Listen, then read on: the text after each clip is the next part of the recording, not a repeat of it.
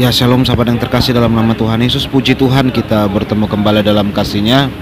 Sebuah pernyataan yang sangat mengejutkan bagi saya ketika mendengarkan sebuah khotbah dari Bapak Pendeta Mel Atok. Ternyata beliau pernah hampir mau dihabisi nyawanya, sahabat. Yuk kita dengar apa yang beliau katakan. Gembala Anda ini pernah mau diancam dibunuh. Saya dengar itu, saya tambah gigi asam. Mereka pikir bisa shock terapi kami, lalu mulut bungkam, jangan bicara kami. Oh tidak akan, saya tambah ribut untuk kebenaran. Saya pernah diancam mau dibunuh. Ini sebenarnya polisi suruh rahasiakan, tapi saya bongkar aja. Jadi kalau untuk kebenaran jangan sok-sok shock terapi. Kalau pendeta yang belum pernah alami kasih karunia, belum rasa apa itu diampuni, belum rasa apa itu ditarik dari gelap menuju terang yang ajaib, belum rasa apa itu diterima yang tidak layak dilayakan, yang tidak pantas dipataskan. Kalau dia belum rasa itu, dia tidak akan paham dan dia tidak ada semangat juang. Tapi kalau yang sudah rasa, lu jangan coba-coba shock terapi.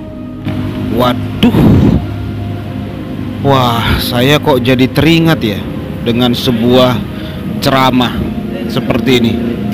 Dengan pertumpahan darah, dan bertanya pada saya di Kalibata City waktu saya ngisi taklim di sana, Ustadz, bagaimana pendapat Ustadz bila ada orang-orang Nasrani yang mengatakan Islam itu diekspansi dengan pertumpahan darah, dengan jihad? Ya mana mungkin lah, nih ada aja sih orang Nasrani ini nanya itu aneh-aneh ya. Heran ya, nggak mungkin lah. Nggak mungkin lah, Ustaz. Dan bagaimana pendapat Ustaz juga dengan masalah poligami? Mereka menghardik masalah poligami. Itu subhanallah, saya bicara hampir 45 menit, mungkin hanya menjawab pertanyaan ini. Kenapa mesti 45 menit, Ustaz? Jawab aja sedetik. Enggak. Kelar, orang-orang Nasrani itu kalau dijawab itu masa panjang-panjang. Enggak, iya, gitu aja. Enggak, gitu mestinya. 45 menit ngapain, Ustaz? Orang kafir laknatullah kayak gitu. Waktu itu saya bilang, kalau seandainya ada orang Nasrani, Yahudi, semua orang kafir yang mengatakan kepada Anda Islam dikembangkan, diekspansi dengan perubahan darah, katakan iya.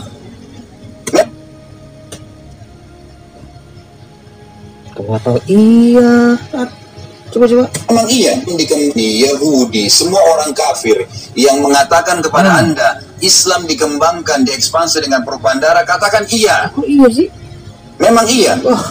Karena banyak orang Islam, subhanallah, kayak orang yang ketakutan kalau dikatakan Islam itu. Ya sahabat yang terkasih, sebagai seorang pemberita firman, pengabar Injil dan pemberita kebenaran, sudah pasti sahabat akan diancam dan akan dihabisi nyawanya. Itu merupakan resiko ketika kita beritakan Injil. Makanya yang kita perlukan adalah doa-doa dari sahabat-sahabat sekalian. Ya Bapak Ibu Saudara, dimanapun Bapak Ibu Saudara sahabat yang terkasih berada, doakan para hamba-hamba Tuhan yang ada di Indonesia ini, para pemberita kabar baik dan juga para apologet Kristen, Kristuber. Itu saudara doakan, karena memang saya melihat tanda-tandanya begitu luar biasa ya. Mereka pasti terus mengintai kita dimanapun secara diam-diam dan kapanpun. Dan ketika kita terpeleset berbicara, maka tiba-tiba mereka akan mengetahui alamat kita dengan cepat. Kenapa? Karena mereka sudah intai sahabat, sudah intai. Mereka rela keluarkan semua harta, dana dan kehidupan mereka hanya untuk membela sebuah agama. Karena itu perintah sahabat, itu perintah. Mereka rela demi agama, bela agama, itu akan mereka lakukan selalu ya. Jadi kita mengetahui juga Bapak Pendeta Mel Atok ini adalah seorang hamba Tuhan, gembala dan juga seorang apologet sahabat. Karena beliau ini juga pernah berbicara ya, bagaimana ketika Ustadz Yahya Waloni menantang semua pendeta-pendeta yang ada di Indonesia ini. Seingat saya dulu Pak Esra Soru pertama memberikan tanggapan menanggapi tantangan dari Ustadz Yahya Waloni. Lalu selanjutnya Bapak Pendeta Mel Atok ini memberikan sebuah tanggapan sesuai dengan firman Tuhan dalam videonya. Bahkan video mereka berdua ini sahabat ditonton sampai belasan juta orang loh, tanggapan mereka atas tantangan Ustadz Yahya Waloni. Dan kita melihat bagaimana pada masa itu Ustadz Yahya Waloni banyak sekali memberikan pernyataan-pernyataan yang luar biasa, tuduhan, fitnah, bahkan menantang orang-orang yang percaya, pelayan-pelayan Tuhan dan pendeta-pendeta, dia tantang saudaraku. Tetapi apa yang terjadi saudaraku yang terkasih? Akhirnya Bapak Pendeta Esra Soro membuktikan semuanya bahwa dia bukanlah seorang tokoh Kristen seperti apa yang dia katakan, bukanlah seorang rektor seperti apa yang dia beritakan kepada umat muslim sahabat. Ternyata dia membohongi, mendustai umat-umat muslim dengan bersaksi bahwa dia adalah salah satu rektor.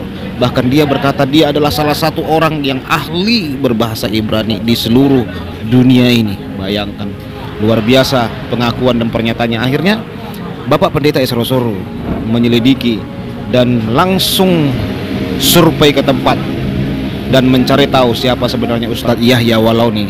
Terbongkar semuanya, ternyata dia bukan apa-apa sahabat di kekristenan. Bahkan dia dibongkar oleh keluarganya, orang-orang yang terdekat. Ya, kita ketahuilah saudaraku bagaimana ya Ustadz Yahya Walauni. Bahkan dia bukanlah seorang pendeta yang terkenal seperti yang dia katakan. Jadi begitupun sahabat, ketika ada orang yang meluruskan kebohongan-kebohongan itu, orang yang meluruskan itu tidak akan luput dari ancaman. Bahkan bisa saja dihabisi nyawanya karena berani meluruskan dusta itu sahabat. Dusta saja kita luruskan, ada yang marah loh. Kebohongan saja yang kita singkapkan, pasti ada yang marah. Yang marah siapa? Yaitu pendusta, pembohong, dan orang-orang yang hidup di dalam dusta itu. Karena firman Tuhan berkata, iblis adalah bapa dari segala pendusta. Jadi iblis pasti tidak senang sahabat kalau dusta itu dibongkar, kebohongan itu dibongkar. Iblis tidak suka dan tidak mau apabila dongeng, kebohongan, dusta-dusta itu kita bongkar sahabat. Pasti dia marah.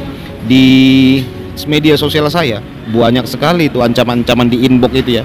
Pesan media sosial saya itu banyak sekali sahabat ancaman. Wah, halal darah lah, macam-macam lah saudaraku.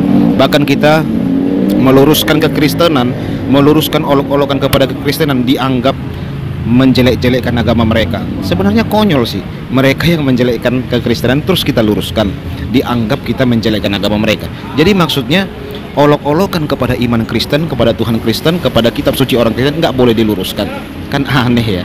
Ya itulah sahabat, resiko semuanya pasti ada. Makanya kita harus saling mendoakan, saling mendukung senantiasa supaya pemberitaan kabar baik ini terus berlanjut dan terus menyala-nyala, tidak pernah kendor sekalipun. Tuhan Yesus memberkati. Shalom.